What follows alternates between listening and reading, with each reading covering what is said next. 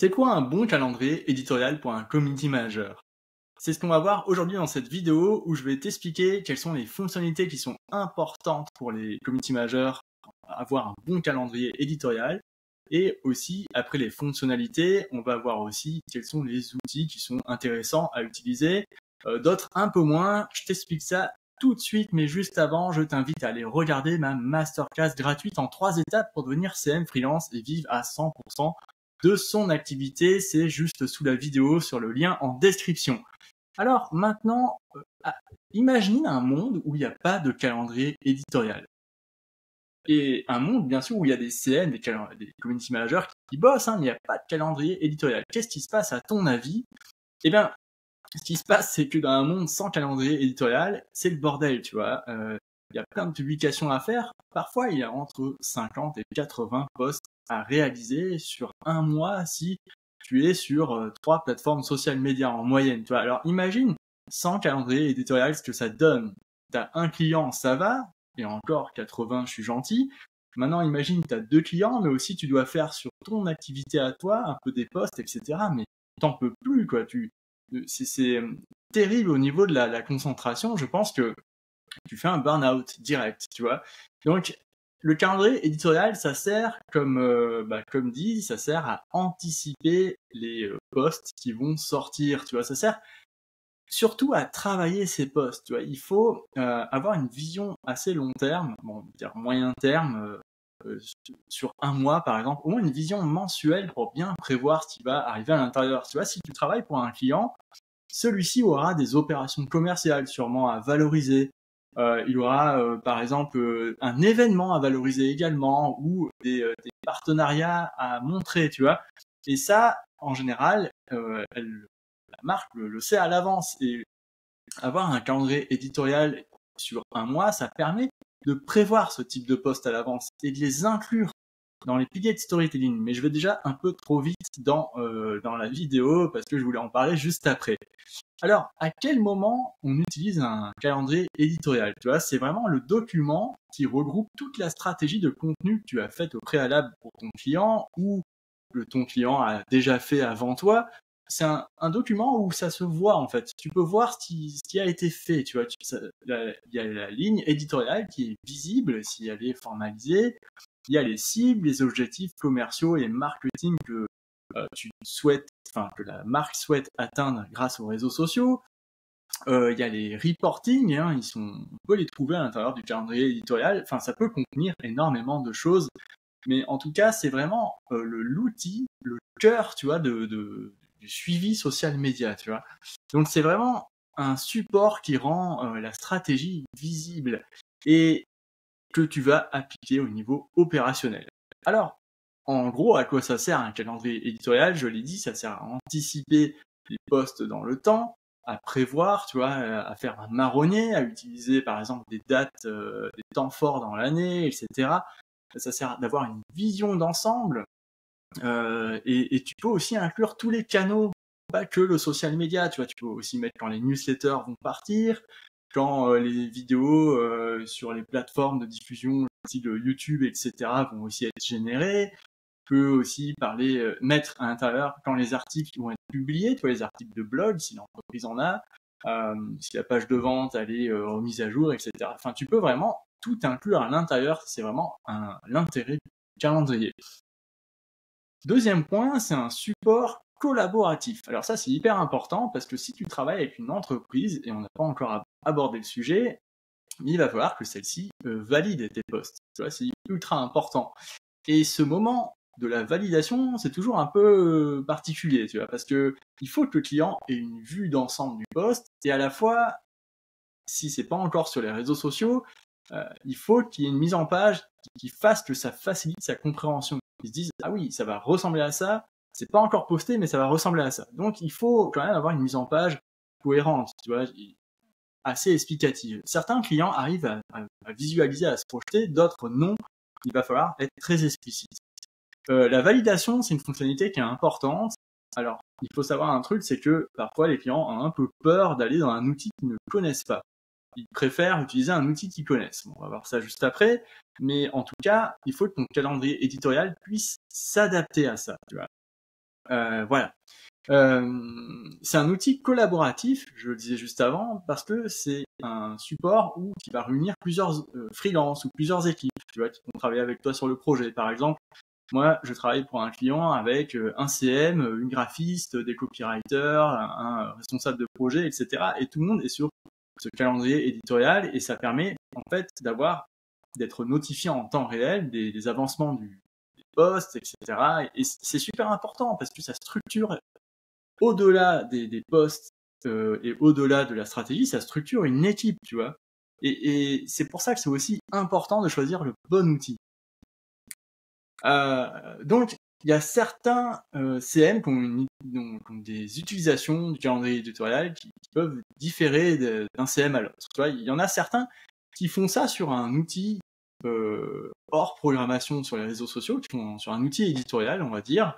Et il y en a d'autres qui utilisent des programmateurs des réseaux sociaux et qui programment directement dessus pour avoir le calendrier éditorial. Moi, je suis plutôt de la team 1, c'est-à-dire que moi, j'aime pas aller sur les programmateurs de réseaux sociaux. Je préfère avoir un vrai calendrier éditorial avec plusieurs vues, posé à un endroit un peu en dehors des réseaux sociaux pour vraiment structurer et organiser l'équipe. C'est vraiment mon cas. Et c'est pour ça que au tout début de mon activité, j'ai commencé à utiliser Google Sheets. Google Sheets, c'est un outil de la suite Google qui permet de faire des tableurs, tu vois, un peu comme Excel, c'est un peu l'équivalent. Et très vite, d'ailleurs rapidement, je me suis rendu compte que communiquer sur Google Sheets, c'est impossible. C'est pas un outil qui est fait pour collaborer avec d'autres personnes, tu vois.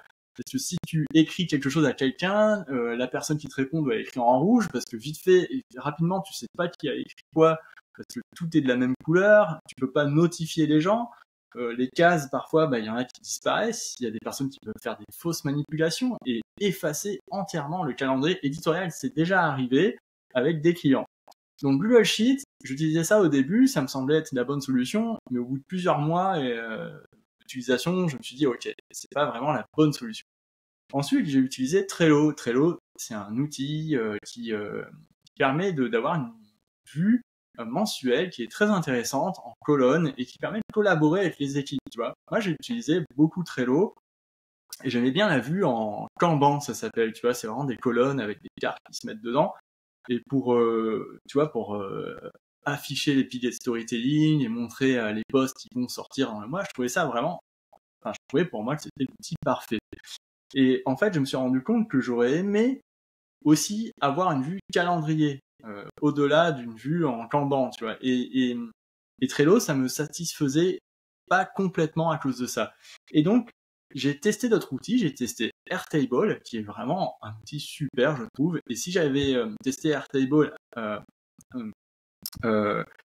plus tôt, je pense que je l'aurais vraiment adopté, tu vois. Mais en parallèle, j'ai testé un autre outil encore qui s'appelle Notion. Et Notion, tu dois en entendre parler de tous les côtés sur les réseaux sociaux. Pourquoi Notion, c'est intéressant? Parce qu'en fait, ça permet d'organiser comme on a envie, tu vois. Tu crées ta propre organisation à l'intérieur. Tu peux faire tout ce que tu veux, c'est hyper libre, tu vois. C'est un outil no-code qui est hyper facile d'utilisation. Et c'est pour ça que il y a des personnes qui ne peuvent pas l'utiliser parce que elles ont besoin d'avoir des contraintes, tu vois. Moi, au contraire, j'ai besoin d'avoir une feuille blanche et j'organise complètement par rapport aux besoins que j'ai de ma feuille blanche, à partir d'une feuille blanche, tu vois. Et c'est pourquoi j'ai réussi, en fait, à créer, pour moi, le calendrier éditorial le plus performant de ces dernières années en CM, tu vois, parce que je télécharge énormément de calendriers éditoriaux proposés par des personnes qui sont très fortes sur LinkedIn, sur les réseaux sociaux, etc. Et je vois, en fait, comment elles s'organisent. Et moi, je trouve que mon calendrier éditorial est vraiment efficace au niveau de la collaboration avec différents services d'une entreprise. Je vais t'expliquer tout de suite pourquoi. En fait, pour moi, un bon calendrier éditorial, tu dois en une seule vue voir tous les posts, par exemple sur le mois, sur toutes les plateformes, sur tous les sujets et les piliers de storytelling, mais aussi tu dois pouvoir voir le planning des Reels, le planning des vidéos TikTok, parce qu'il faut les réaliser, il faut les monter, ensuite il faut les mettre en ligne. Donc, tu vois, avoir vraiment des vues différentes et pouvoir voir tout ça, tu vois, un endroit où tu peux faire des exports en CSV pourquoi c'est important de faire des efforts en CSV, c'est si jamais tu as fait toutes tes publications sur Notion, tu vas pas ensuite les recopier une par une à la main dans un outil de programmation. Tu vas faire un import en lot, ça s'appelle, et donc tu vas dire à Notion, ok, il me faut avoir ce format de CSV, et ce format CSV, tu le mets ensuite dans l'outil correspondant qui va faire de la programmation, et tu vas importer 100 postes d'un coup, et ensuite il faut lier les images et les vidéos, mais en tout cas ça se fait très très facilement, quoi. Et pour moi c'est vraiment un outil vraiment efficace. Tu vois, si quelqu'un souhaite me mentionner immédiatement sur un problème ou sur une photo qui manque, quoi, il le fait, je suis notifié dans l'instant par mail, et je le vois immédiatement sur le tableau, tu vois, j'ai une cloche qui s'affiche. Enfin, pour moi, c'est vraiment l'outil qui est parfait pour faire du social media, en tout cas. Je comprends que ça soit pas l'outil le plus simple pour tout le monde, mais pour moi, ça l'est, et j'ai vraiment créé une vraie organisation, une vraie structure d'équipe et une vision social media dessus, et franchement, j'en suis particulièrement fier, tu vois. Voilà. Donc, j'ai discuté avec d'autres CM dans mon podcast CM au sommet, qui travaillent, eux, par exemple, sur Google Doc. Tu vois, Diane Souquier, qui est community manager spécialisée dans le vin, qui a un Instagram hyper attractif dans le milieu du vin, etc., qui travaille avec beaucoup de domaines en France. Elle utilise Google Doc. Pourquoi? Parce que sa cible, par exemple, les vignerons, ne sont pas très, on va dire, à l'aise avec les outils digitaux, et un Google Doc, ça permet d'être très simple, tu vois, on peut faire un calendrier dessus, on peut écrire les posts, et ensuite commenter très simplement. C'est un outil collaboratif qui est absolument génial. Moi, dans mon cas, ça serait difficile, mais en tout cas, pour elle, ça fonctionne très bien, et je trouve que c'est une excellente adaptation au type de client, tu vois. Il faut pas oublier ça, il faut aussi pouvoir s'adapter aux clients. C'est pour ça que aussi Henri Prouveau, qui était passé dans mon podcast également, qui est social media manager freelance, lui, il me disait travailler sur Google Slides, sur des PowerPoint, etc. pour certains clients. Il avait cette habitude du monde de l'agence, en fait, d'où il vient. Donc, moi, je pense qu'il n'y a pas d'outil magique, ou il n'y a pas de setup magique ou quoi. Il faut juste tester les outils, etc. On peut s'inspirer de vrais templates, mais en tout cas, il faut que tu trouves ton organisation pour créer un calendrier éditorial hyper efficace. Tu vois, c'est vraiment important. Donc, j'espère que cette vidéo t'a plu. N'hésite pas à aller regarder ma masterclass pour vivre pleinement de son activité de CM freelance. Le lien est en description juste sous la vidéo. Et puis, je te dis à très bientôt pour de prochaines vidéos sur ma chaîne YouTube. Salut!